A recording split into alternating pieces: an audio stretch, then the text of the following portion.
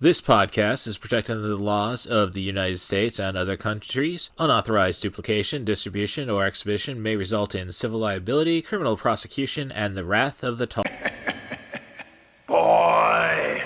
Hey, let's talk about you, the ID10T community events at ID10T.com, like Russ Stevens, a.k.a. Cat Bus Russ, who has started a podcast called 90 for Chill, which Russ says is dedicated to movies with a runtime between 74 and 99 minutes, the time frame that I feel is ideal. Russ, I could not agree with you more. That is a fantastic idea.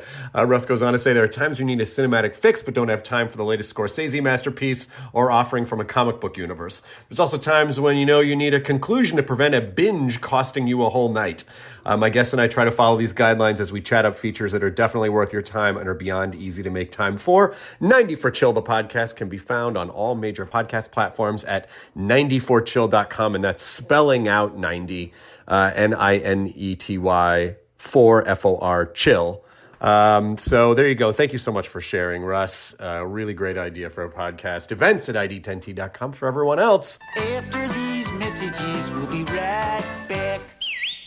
After a 10-hour workday, it's about 11 p.m. when I finally get around to finalizing my podcast and uploading it to the internet. So I definitely need a lot of energy, but I don't need all that caffeine, so I rely on Dubby Jitterless Energy Blend. It's a coffee fruit extract, so you get about as much caffeine as a cup of coffee, but you get all the vitamins you could possibly wish for and all the energy, and about half the price. If you spend $4 a shift on energy drinks, you're spending $80 on sugar per month. Why don't you cut that in half and try Dubby Energy Blend? And if you go and visit Dubby.gg and use the promo code CatBusRuss at checkout, you're going to save yourself 10%. So on top of spending half the money, you can at least go and get one over on the tax man. So that's Dubby.gg, promo code CatBusRuss, and start feeling energized today. Little Hand says it's time to rock and roll. Bring the noise.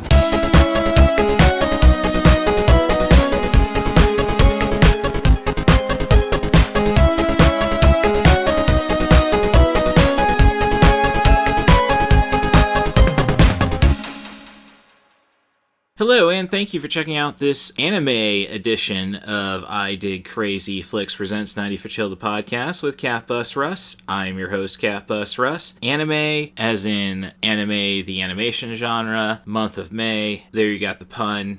Go to Hot Topic, they'll teach you more. So, in preparation for Quad Cities Comic-Con, the weekend of May 23rd and 24th, I decided to pull out an old episode with the Poetic Critic from the 90forchill.com, the podcast feed, which you can access by becoming a Patreon member, patreon.com/IDigCrazyFlicks, alongside ad-free podcast, little gifts, and a shout out for each episode as you're subscribed. So thank you, Tim Bates. You can find him on episodes about 1989's Bloodsport in Space Arena and the 1988 horror classic Night of the Demons. Thank you, the Scoop Staley. You may have caught him on AEW Collision if you just look closely enough behind the announce table. And thank you, Dad. So I was looking for an episode which the Poetic Critic and I did that involved Japanese culture.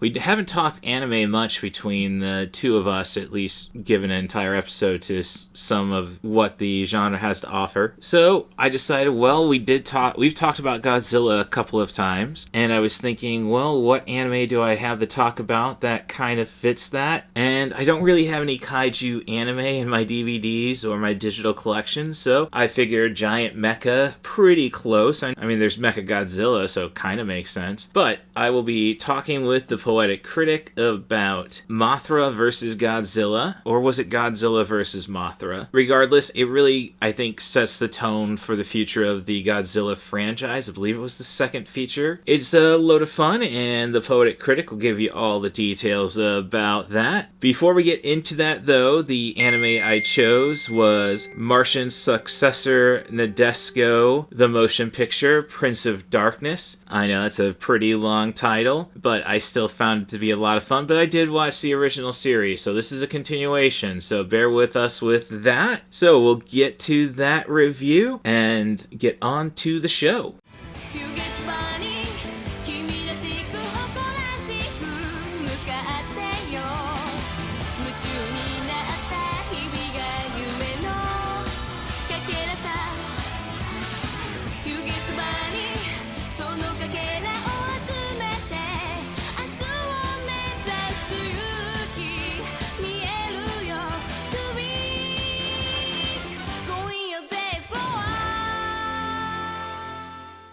My apologies, that was the original theme to the television show Martian's successor, Nadesico, which is not featured in the motion picture, sadly. I could use a little more of that Japanese poppy stuff, I suppose. Like, I was a huge fan of just anime theme songs, not so much J-rock or J-pop, just the theme songs, but I digress. Getting back to Martian's successor, Nadesico, the motion picture, Prince of Darkness. It is a direct sequel. Well, I mean, give it a couple years in the timeline, the continuity, from the conclusion of the television series, which kind of concluded a little bit open-ended. And when I say so, I guess, and should I say spoiler alert, for an entire television series from 1997, I think I'm excused, and I think a lot of people come into anime, at least how I grew up in the old Suncoast days before you could just buy a season at a time. I would look for the motion pictures of television and OVA series just so I could get right into it, not really worry too much about continuity, and for the most part, I've enjoyed them all. I could recommend a bunch of them. Kimagure, Orange Road was a good one. A lot of the times, though, you have motion pictures that are just adaptations or condensing the original television series or OVAs as well. Macross Plus. I think the movie might do the OVAs better. It's an interesting realm. Let's just get into the setup for Martian's successor, Nadesico. After the events of the television series, the Earth Defense Forces and the Jovian Defense Forces have agreed to a treaty and are starting to work together, but there is another group out there trying to create a new galaxy world order, I suppose, or at least solar system wide, called the Martian Successors. Not something that was a part of the television series, just the name of the show. It makes sense. The original show is about trying to win back Mars from the Jovian lizards, as they like to call it. So, Martian Successor. Okay. But there's now a militant group called the Martian Successors. Their goal is to just control all of what they call boson jumping technology, which is just being able to jump from one point to another in space. Kind of a tesseract. A lot of them you have to go through portals, but perhaps you don't have to do that anymore. And whoever gets that power may rule the galaxy. What happened at the end of Nadesico, the television series, is that 3 of the Martians somehow got merged into the relic that is responsible for this technology. One of them was the captain of the ship, Eureka. The other 2 was the science and medical officer. And then our protagonist, Akito, a cook who reluctantly becomes a pilot because he's just a natural at it and has to accept his destiny. Well, it turns out that the only person still attached to this relic is the Captain Eureka, and Akito is trying to just set things right. And he's all tough now, emo, dare I say. You never see his eyes. In the meantime, the Nadesico is going to try and set things right, defeat the successors by getting the original crew back. I think that kind of sets it up. The new captain, though, is Ruri, who I believe is 13 at this time, who was an experiment from the Nergal group to kind of create the perfect captain, dare I say. Oh, the autism is strong with her. And you kind of dig her attitude, too. No BS.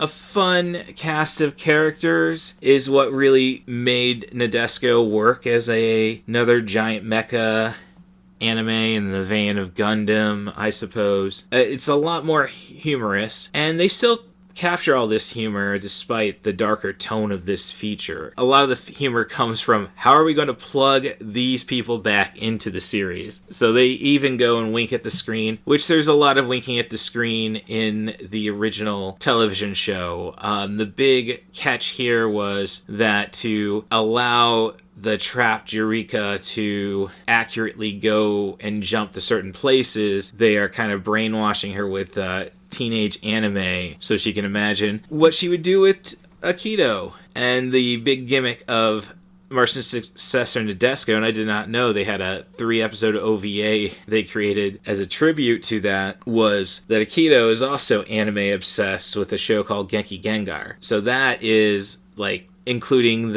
all those references in the TV show, and this is just comic books, manga, girl anime in this one. So it's cute, winks at the screen. I can't say the action is much to shout home about. There's some nice samurai moments, though. I will give it that, even to our final duel with mechs. So if you're into or have an appreciation of Akira Kurosawa and Toshiro Mifune features, I think you can get a kick out of these as well. So it's goofy anime. That was kind of my vein, I would say, with a little darker edge like most anime movies end up having. So you can definitely find the series on Pluto TV. Alright, if you can find the retro anime screening service, you can stream Martian successor Nadesico the Motion Picture Prince of Darkness for free with ads. So it's more of a blueprint I laid out for you to have some fun anime to watch. So go to Pluto first and then head on to Retro Crush and enjoy your month.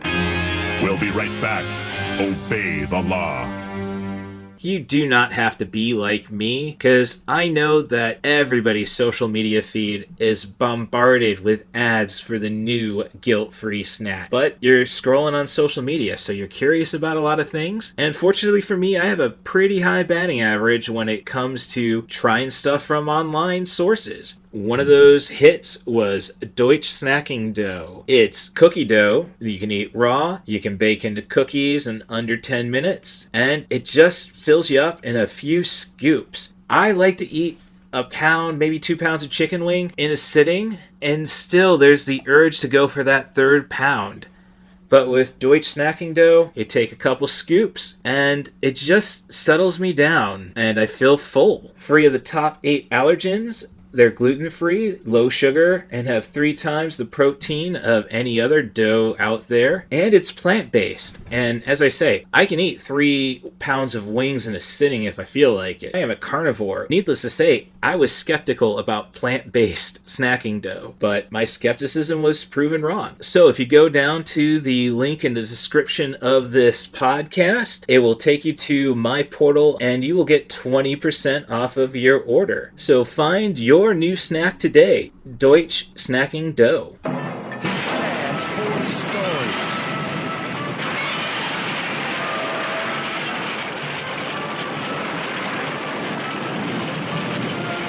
He breathes radioactive fire.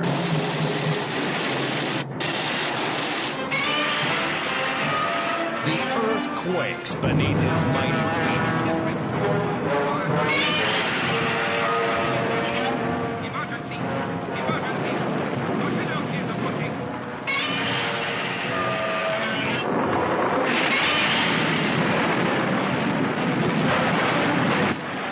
All who survive his wrath curse his unrelenting fury.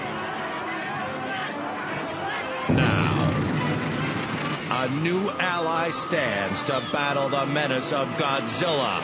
Over there! The gigantic insect known as Mothra.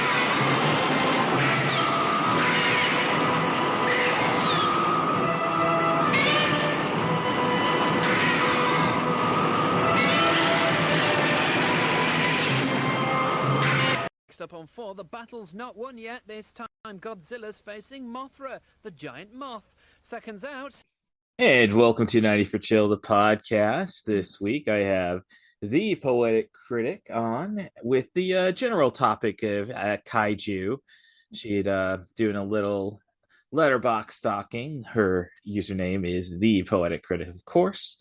I saw that she'd caught up on a couple of the Godzilla mashup movies from the early 60s. It's a little tougher to find. Well, I'm sure I could probably find it on YouTube.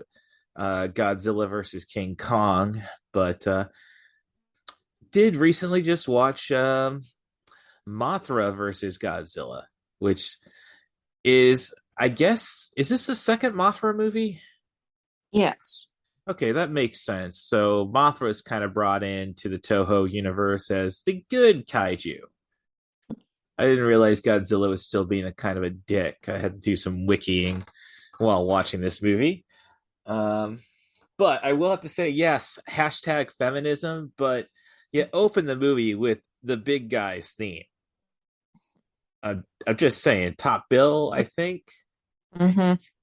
So, and then you see weird stuff like, did every studio have their own scope?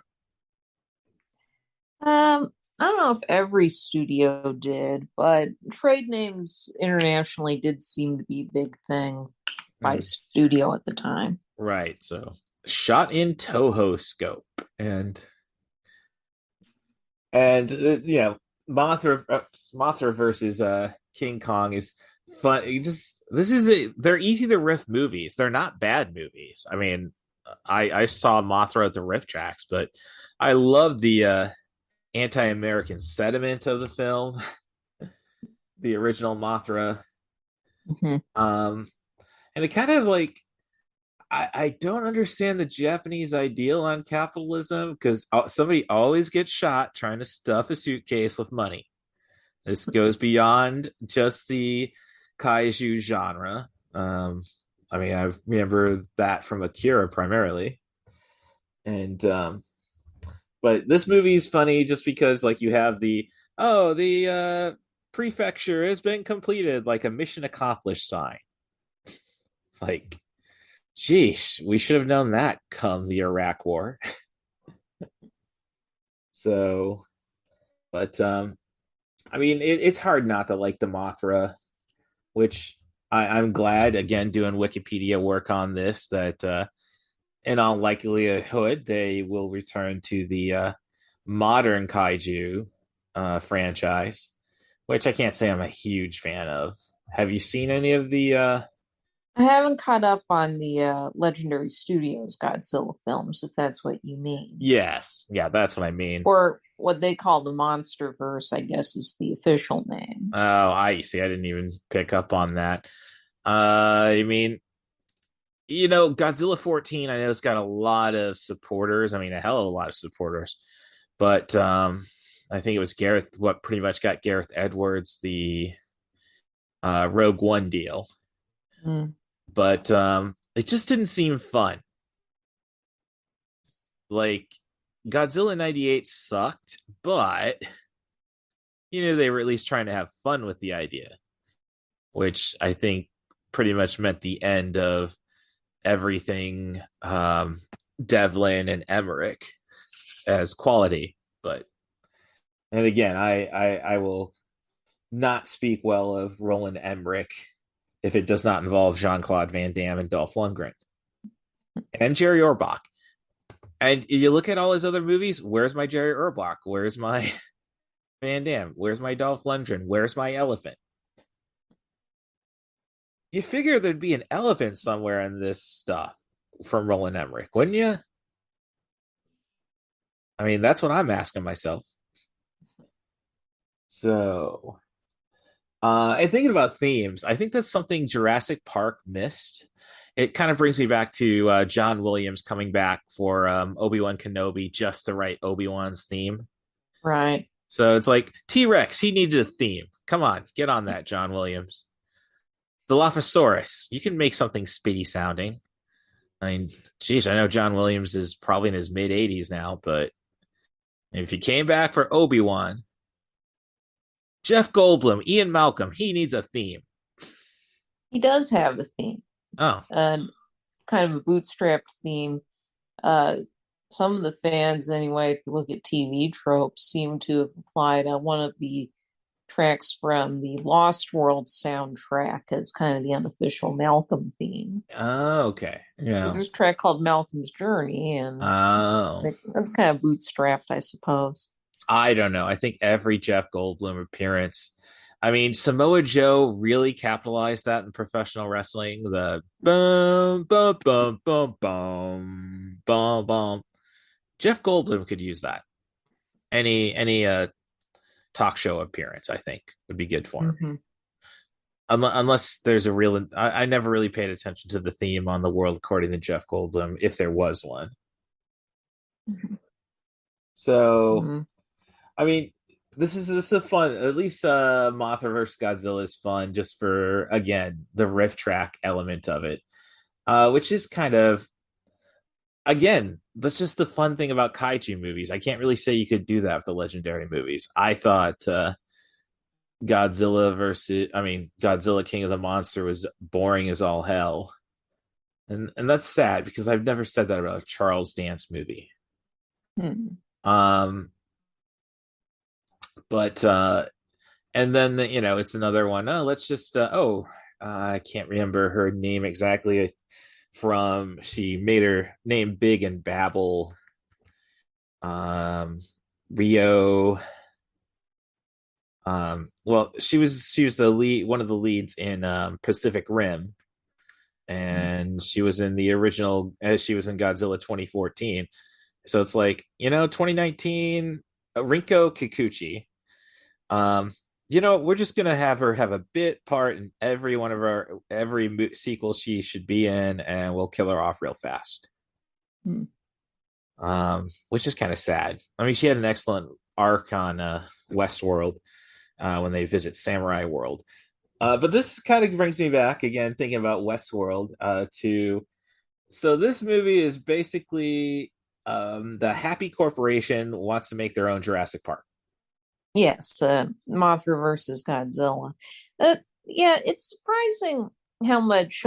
So, the first film, original 1954 Godzilla, of course, is famous for being a very somber film in its subtext and text regarding the impact of both the atomic bomb droppings on Japan, but also the testing that went on afterward.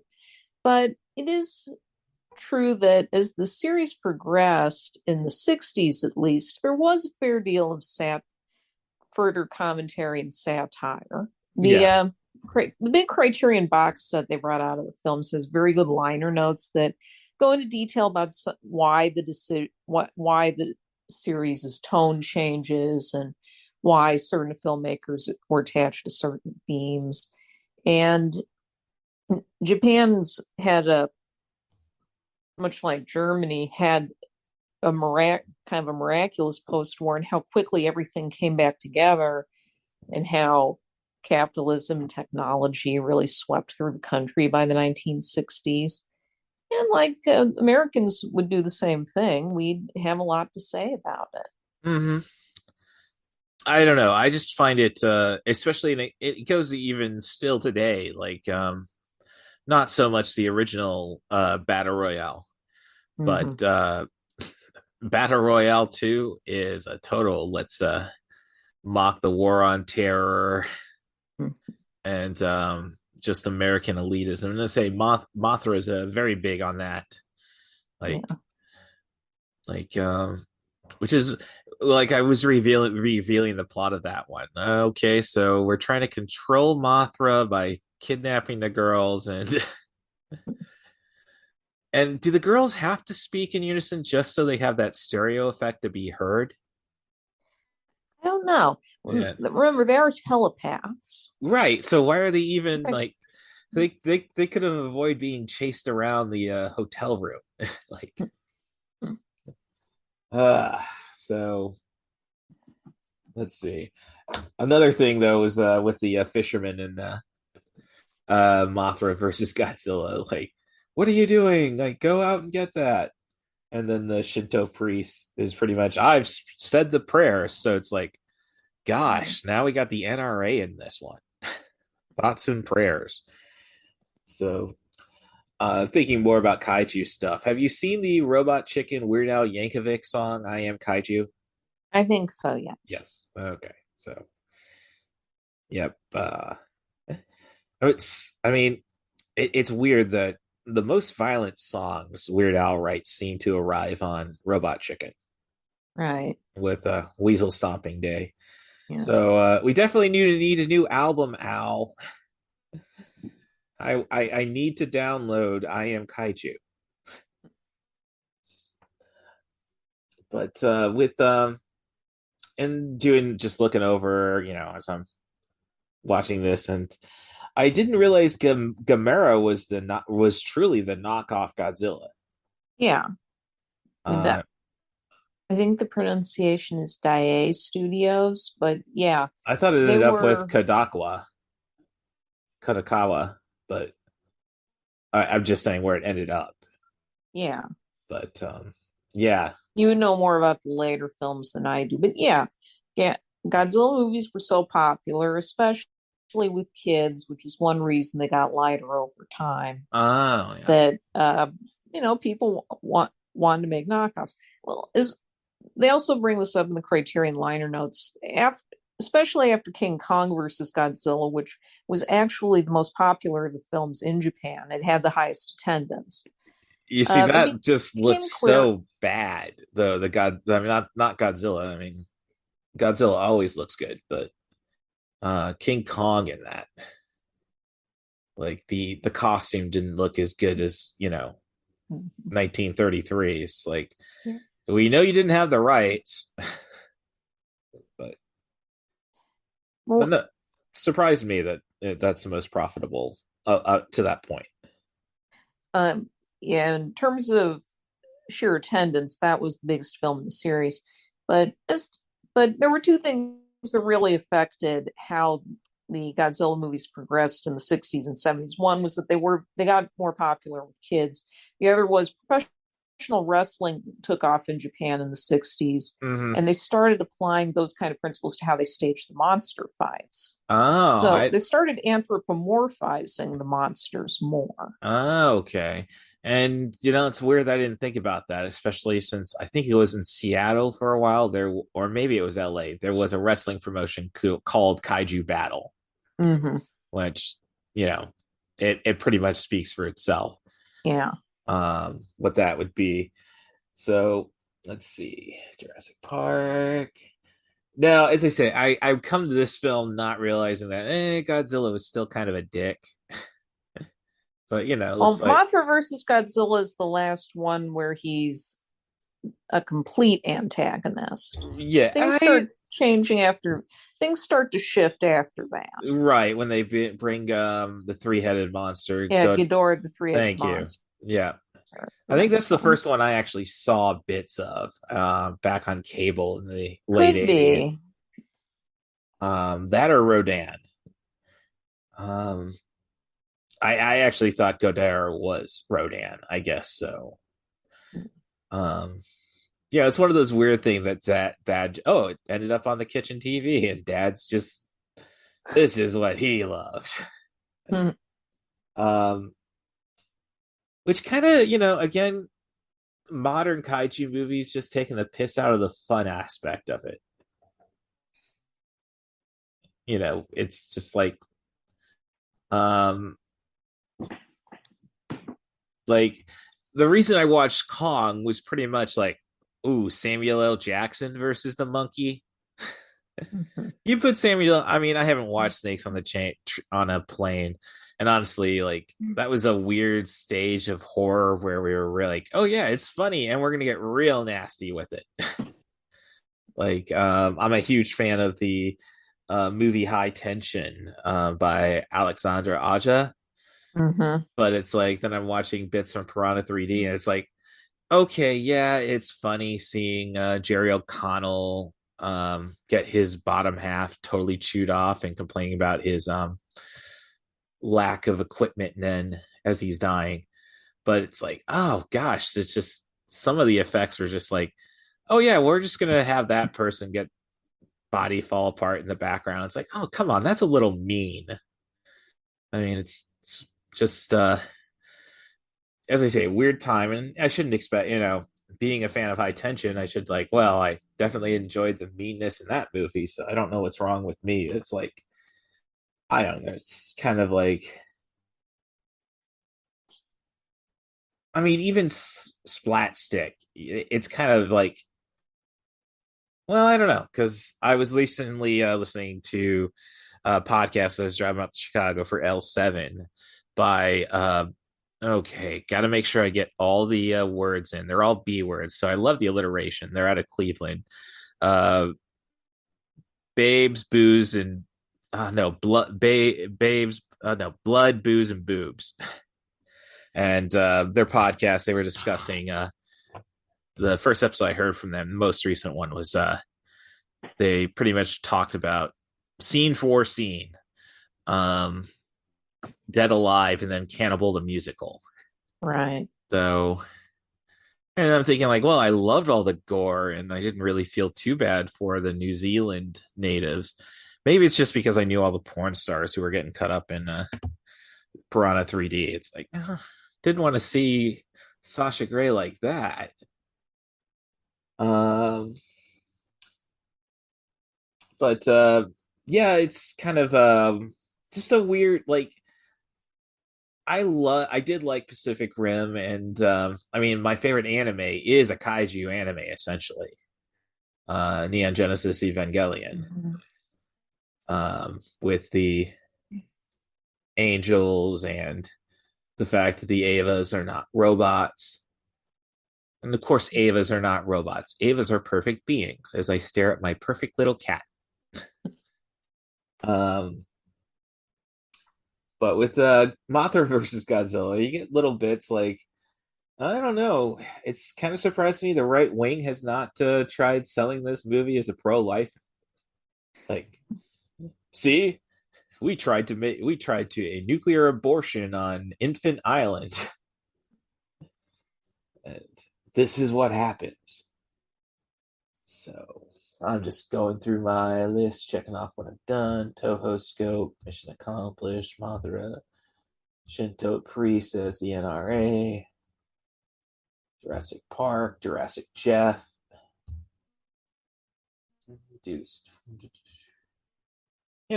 But thinking about birth and stuff. Okay, how did Mothra get an egg? I don't know. I don't know how that works. Like, is this typical insect stuff where there are two giant moths, male and a female? And I mean, power to the matriarchy, I suppose. Things would be a lot simple if all species ate their males. There's a funny, again, Robot Chicken sketch where Mantis is, hey, Ed, have you gone and had it? Yeah. Of course you haven't. Then that brings me that I'm also now finally getting through Harley Quinn. It's like makes me flashback to the Penguin's nephews Von Mitzvah, and how Harley Quinn distracts him from his big moment, but I digress. But love myself some King Shark on that show. And I guess that's probably the best kaiju we got going right now in cinema. I mean, provided we do get another Suicide Squad movie. I kind of doubt it at this point. There hasn't really been any talk, and I don't think King Shark's big enough to qualify as kaiju. Oh, he's a pretty big guy. I especially love Ron Funches'. I mean, that might be more of a love for Ron Funches, but I mean, loved how they created that character. Like, I don't do well with blood. Oh, I thought he was just gonna get lightheaded, or when he gets when the first plan to try saving Clayface's hand goes wrong, and he gets sent to prison. He's pretty much immediately the king of the prison. It just shows. It's just fun to see Ron Funches go so many different ways with his emotions. So Yeah, okay, pro-life message. So as I say, I didn't know that Godzilla was still an antagonist, but it's not like so when I first see him get, awake from the um disaster from the typhoon in the re establishment of the prefecture, like, oh, well, he's tired, man. Give him a break. He just woke up. He's tripping over stuff. I get it. That's cool. Why'd he do the fire breath? Like, oh man, you're kind of being a dick. But I guess another question is though, when do you finally get to start cheering for the kaiju?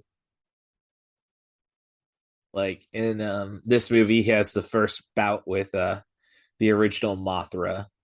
Mm-hmm. I mean, and he comes out technically on top. Like he's worn out, and then he's not even really engaging anybody, but they're just blasting away with the tanks, the rockets, and using all that power, electricity, forgetting about continuity. This guy's nuclear fed.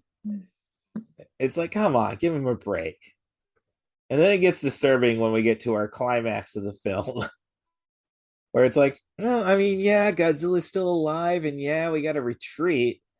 It doesn't look like he's doing much, though. Oh no, we got to get to that island. There's a teacher with 10 students. And then you see Godzilla's head pop up. It's like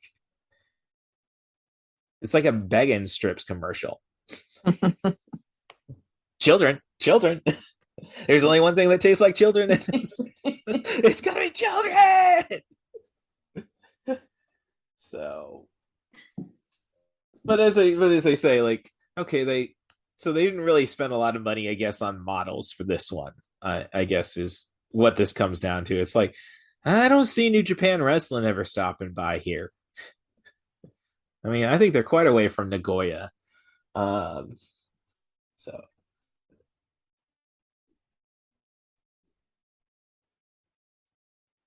okay, knock that note off. Our kids that like veal. So I mean, I don't know if this is my favorite. Oh, well, I think Mothra is probably still my favorite kaiju movie from the original Toho that I've seen. Right. But what do you find more amusing? Say your knockoffs like Gamera or our international knockoffs, like Reptilicus. I do think the international knockoffs are just more conceptually interesting because a lot of them really are localized quite a bit. Yeah. What's the English one? The British one, I should say. Gorgo. Yes. Gorgo is the UK tack. It kind of makes me sad that, I guess the Americans had the original with Kong, but Well, yeah, that yeah, it's generally agreed to be the first really big movie of that kind, and it was how well that film was received in Japan that helped pave the way for Godzilla. Mm-hmm. But like, yeah, I'm just sad that we haven't really come up with our own giant monsters since, I guess you'd say, Cloverfield. I guess. I mean, Cloverfield's I don't know. I'm not big on found footage movies myself. You? No, I'm not really familiar with the genre. Okay. I mean, I can't say I've seen many myself. It just doesn't like. I think the best one still is Diary of the Dead, and it's kind of like, yeah, there's like one of the greatest horror directors behind that movie. I mean, I've seen the Zombie Diaries, which of course, had a lot of, which is weird. Like, oh, this one knocked off that one, and it's like Dimension is still distributing both of them. And I'm not, and Cloverfield, I was gonna say, is all right. I mean, it's a pretty. I'm surprised it was a PG-13 rated movie, especially when you get the little monsters that break, like, and the bites make you explode. But, and so I was just, again, just trying to thank you very much for coming on the podcast, No problem. and thank you very much for breaking up the monotony. Because, I mean, I love talking about '80s horror because that's kind of like, I mean, for somebody our age, Right. the horror aisle being right next to the checkout at Village Video, you Yeah. couldn't help but like, what crazy stuff. Look at the titles and what crazy stuff are they coming up with?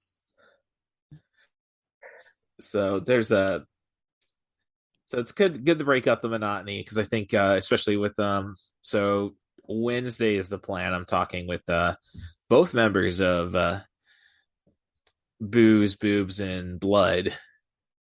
I hope I keep saying that in the correct order. Great logo for their show. We're going to talk some. Is it John Wales or James Whale? Thank you. Yep, I was just trying to make sure I get that straight before I do that. It looks like we're going in for the Invisible Man and the original Frankenstein. Mm-hmm. And it's kind of like the one thing I really know about James Whale, at least movie wise, directly. I mean, obviously, I know Whale and all of the what would become the Universal monsters. Is the old Dark House. Mm-hmm. So, be fun to reminisce about that flick. Like that is a fun horror movie just because like nothing really happens in it. And like, oh yeah, you got Boris Karloff, but he's not really gonna. He just leave him alone. He'll tire himself out. It's the weird little pyromancer you have in the building that you don't see till the end. But otherwise, it's just it's very charming, like British, you know. Just Yeah. It's almost a whole subgenre in itself, and to the point they call it old dark house movies. Oh, I did not know that. I will give you okay. A bunch of people in a house and strange things happening. Well, yeah, I didn't. That was concept that went back to stage work, which was what old dark house was based on. Yeah, but obviously, I mean, it's very Agatha Christie when you say, "Look at then there were none," especially right. Or I mean, pretty much any modern Agatha Christie. I mean, adaptation, Death on the Nile, or of course, Murder on the Orient Express. Right. Like, I guess that's why I didn't really care much for the Mirror Cracked. Sorry, Angela Lansbury. Rest in peace. I mean, it's fun, especially just the sheer names in it. But it's kind of like, yeah, this should have been made for TV. It would have worked a lot better as a Murder She Wrote episode. But so with the Godzilla box set, you keep talking about the liner notes. Is this direct experience, or are you just getting the feedback from, say, Jessica Ritchie? This is how I've been watching. Okay. The films is by way this box set. I caught it one of their flash sales. Oh, yeah. So, yeah, I usually I'm a creature of habit. I'll get the Black Friday deal, but it's one of those I really should ask you for your password since I'm paying yearly on HBO Max. But well, I'm the one who pays for Disney Plus. Oh yeah, yeah, an extra $2 if is my situation there. But I digress. So now I am actually just watching it, and of course they're testing for radiation. It's kind of like when I first see that, oh, it's such a shiny and beautiful thing. I'm thinking, well, that's probably a Mothra scale. And then obviously it turns out to be a Godzilla something. And then when they're testing for radiation, so as I say, I got the movie on my peripheral. Yeah. It's like, and then they find that piece of wood, and it's like, are we sure we don't have Godzilla poop? Sorry, I might watch. I don't think I watch a lot of American Dad, but I mean, there's a lot of value in poop. So, so since you watching the box set, then I mean, any other? I remember on Screen Drafts that they talked about the one with like a robot daughter in it. Yeah, they talked about Terror of Mechagodzilla, which is the last film in the Showa series, Okay. as the original continuity is known. Hmm. I've only got as far as Ghidorah the Three-Headed Monster, although some time ago I did jump ahead to Destroy All Monsters, which is more like about midway through the run. Well, it's one of the more legendary titles, though, so Yeah. no one can blame you for that. I mean, it's kind of like the James Bond movies in a sense. It's like, well, I mean, what if you're gonna recommend a Roger Moore movie? Which one is it gonna be? I asked that because I think I know the answer.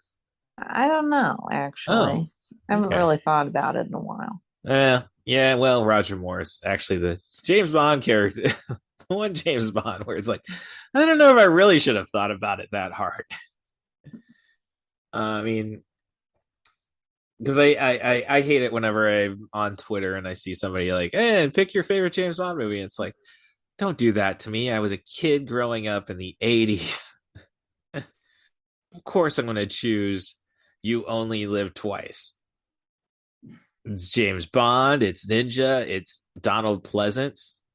I mean, yes, it's racist as all hell, but it's and I keep falling back on. I was raised at a junior high and high school that said the Civil War was about states' rights. I'm like, who was your junior high history teacher, Rory? But we don't need to get into that.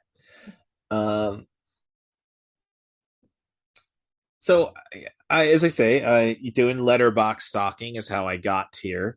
So what you had a good poem. I don't necessarily remember a star rating though when it came to King Kong versus Godzilla. I think it was 4. It does take. I watched the U.S. release cut, which is the U.S. cut. The box set, which I think is the one that's on HBO Max. No, you see, I couldn't find. Or I don't know. Maybe Just Watch was wrong. I guess because I didn't see it on HBO Max. Well, this is because Universal has the rights to King Kong versus Godzilla in the US. Okay. They had the rights to the character at the time, so it was kind of so they had to work out some cross-issue copyrights. So Criterion had to license it to include it in the box set. And the US release cut, I guess, is in better condition. The box set does include the Japanese cut as a bonus feature. And there are some significant differences. The stuff with the TV reports in the UN isn't in the Japanese cut, if I remember correctly. The Japanese cut also makes it clear the situation on the Japanese side of the story with the pharmaceutical company that's sponsoring a TV program. There's a bit more on that. Okay, very cool. And let's see. So, is Werewolf by Night a TV series, or is that a Werewolf by Night is a one-off 55-minute program? Okay, all right. That Marvel did. Okay, that actually sounds rather intriguing. It's interesting, but it does kind of hit this wall. I more and more I get the feeling that there really is kind of a ceiling that anything Marvel can't crack. I could see that. They can never reach their full potential as individual projects. Righty. And obviously, I can't really. Tetsuo, the Iron Man, definitely does not qualify for 90 for chill. Just 4 minutes short. I have accepted 71 minutes, but good for you. I mean, it's a body. Everybody horror fan needs to see that one. Oh, and if you look on your Apple TV, I did pick up. So Apple TV. On your Fire Stick, I did pick up Crimes of the Future. So I don't know if the Fire Stick works for me anymore, but well, I haven't used it in a long time to no, check. I know you circumstances and what have you. So, but otherwise, from our last conversation, it's kind of disappointing. The fan only got 2 stars for you. It's a good thing. It's a good thing we're only 3 weeks removed from my Michael Biehn series. So, well, the film really does feel like what it is, a major studio trying to capitalize on the newfound popularity of slashers or the success of some of the Italian giallo imports. yes, but it's not. But it doesn't quite know how to finesse that with the unusual setting and the fact that the leads are well into middle age. Yeah. So, no, I can hear that. I can see that. And it takes a while to get where it's going, and there's not as big a payoff as there could have been. Okay. And yeah, the only one I really otherwise see on your letterbox is the Halloween tree. Yeah, this was a Hanna-Barbera special from 1993 that originally aired on ABC. It's a short movie. It's a little over an hour total. Mm-hmm. And it's a direct Ray Bradbury adaptation. Oh, okay. He scripted it. It's based on a short children's novel of his. He scripted it and he also does the narration. And I've actually read the book. It's a very faithful adaptation. Not a lot has changed. And it is limited by early 90s Hanna-Barbera budget. Okay, of course. But they put it still has a lot of character put into the individual designs and drawings. And I could have easily seen that with just a little more finessing, this could have worked as a theatrical feature and would have been a lot more interesting than what was getting to screens at the time. Okay, so I just want to make sure I'm on the same page. The Swan Princess was the one where WCW had some Kurgan-looking guy passing out T-shirts one Monday Nitro. That I don't recall. Well, was the villain in the Swan Princess kind of Kurgan-esque? Kurgan as in the Highlander, Clancy Brown. I wouldn't really say that. Okay, which one? Okay, then it's sorry, it's not the Swan Princess. I was thinking about the one where Eric Idle and Quest for Camelot. Thank you. Okay, so WCW missed out on that. Well, I imagine Swan Princess was a Turner project, but yeah, it was. Okay, look, when you have when one of your you really if you want to see the most obscure wrestling stuff, and I think I shared it with you, and Andy Kaufman on Wrestling with Regret. Yeah, I saw that. Yeah. That was fun. Right. Oh, the weird stuff WCW is just awful throughout, honestly. Of course, I cheered them on because they didn't screw Bret Hart, and which, hindsight, well, yeah, I think that was all work, but this is not a wrestling podcast. But yeah, they had stuff like a guy dressed up as the villain from Quest for Camelot handing out T-shirts.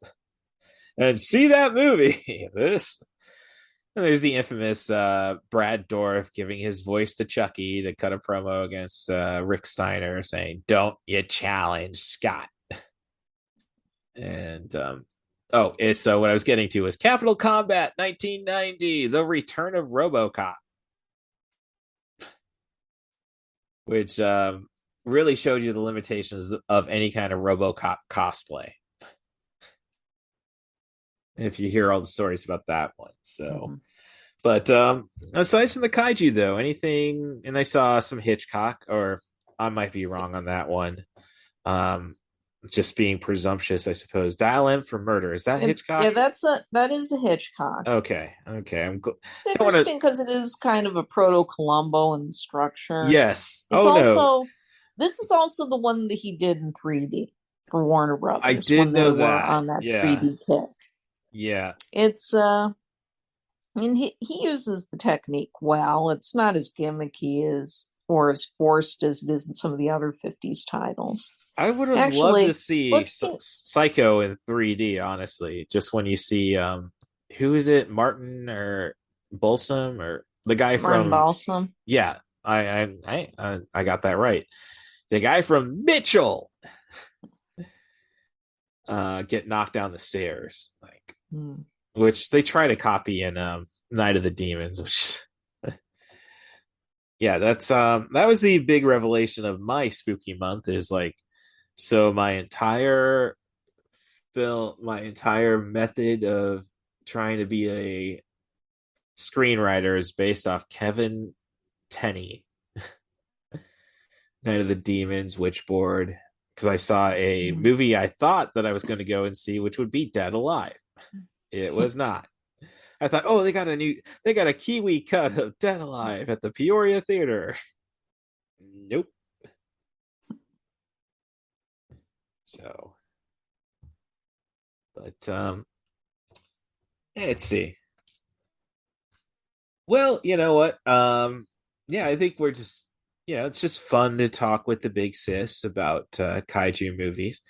Um, I would in the end I would probably if you want to just say do I found Pacific Rim to be a lot of fun, but a lot of it is me just like being the classic a classic Leonardo DiCaprio meme.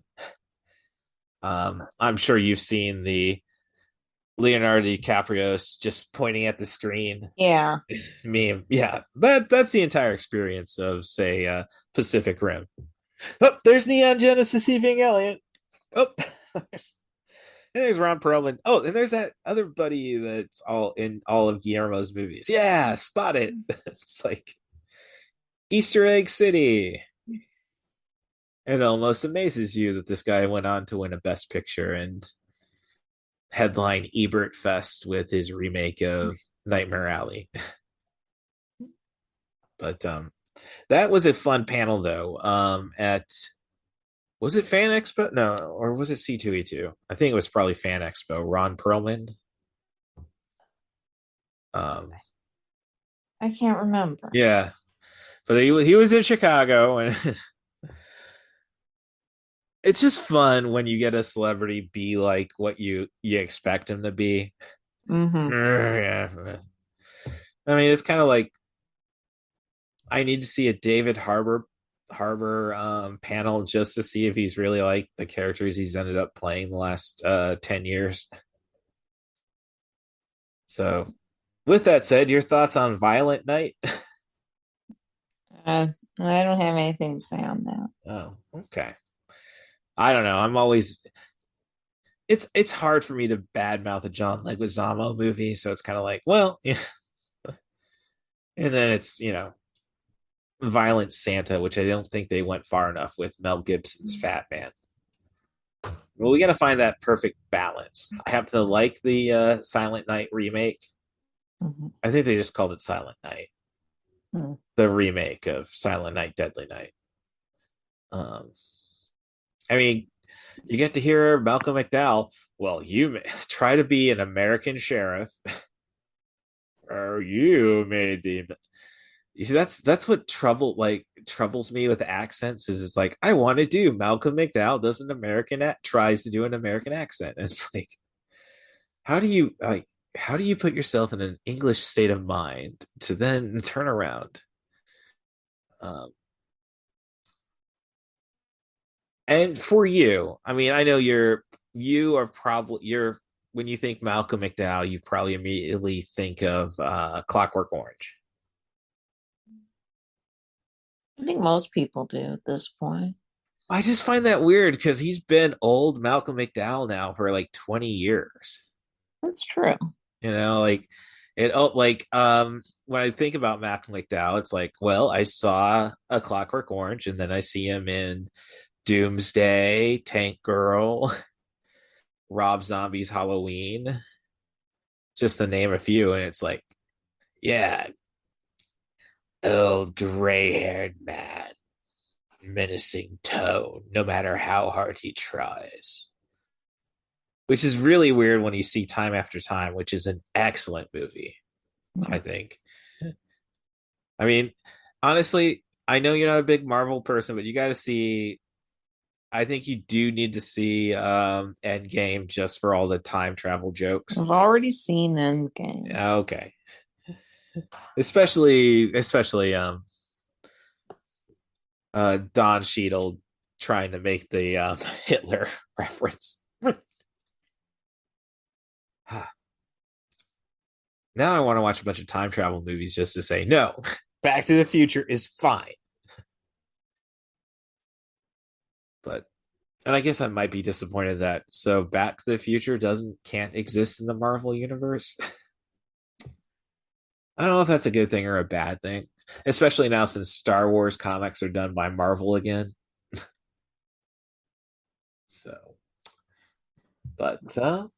Yeah, so we have obviously gotten to the BSing stage of the show. Thank you for keeping your language clean. Just kidding around. Can count on you.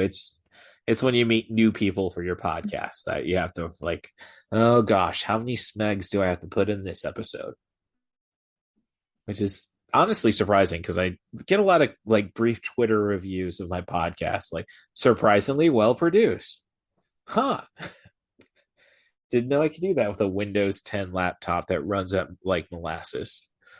So, but aside from being the premier mind in all of Central Illinois cinema, at least criticism, anything you want to direct the people to further research The Poetic Critic? Not today. Okay. Have you been keeping up on the Complete Works podcast, or are you kind of out without Jeff? Yeah, I've been focusing on some other shows right now. All right. Any suggestions? Are we still listening to TV Guide? Yeah, I'm still listening to TV Guidance Counselor primarily. Yes, that's a fun show. It's more of just like interview, character study, like, oh, we're going to talk about this, and but you get minds like Joe Bob Briggs and I know Mark Maron. So this is what she falls asleep to. So I know Pete Holmes. I like just all the times at the conventions and such, the ones you were playing. So quite the guest list.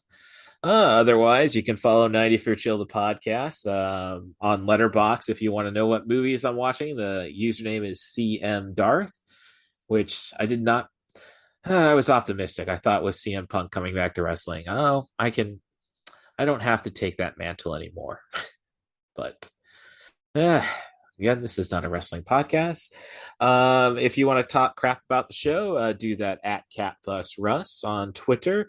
Otherwise, rate and subscribe on your favorite podcast apps. 5 stars review, preferably, just to fix the algorithm. I will reciprocate. The username for those is Scoop Staley. The Scoop Staley, I should say. And thank you, Stacia Hardin, for being my inspiration to keep pushing forward. For me, I don't know. It's just a curious question. Have you really ever had like real down moments after you do something cool, like go to, say, Wizard World Fan Expo or C2E2, and then like the next day it's like, and back to the real world? I'm just saying, like an emotional drop off. Generally, no. Okay. Well, God bless David for being there for you. I mean, that's I just say that because that's like mom and dad's favorite thing about you going to the cons. She gets to see David. So we got to get him in this social media. I just think he's got a good mind to pick. So, but thanks, Stacia Harden, for keeping me motivated and keeping trying to do something that's worth of your memory. And thanks for all the lives you touched when you were around. And so, I guess I have one last question. How are you getting your Rocky Horror fix this spooky month? I've come far enough that I don't really need it as a regular thing anymore.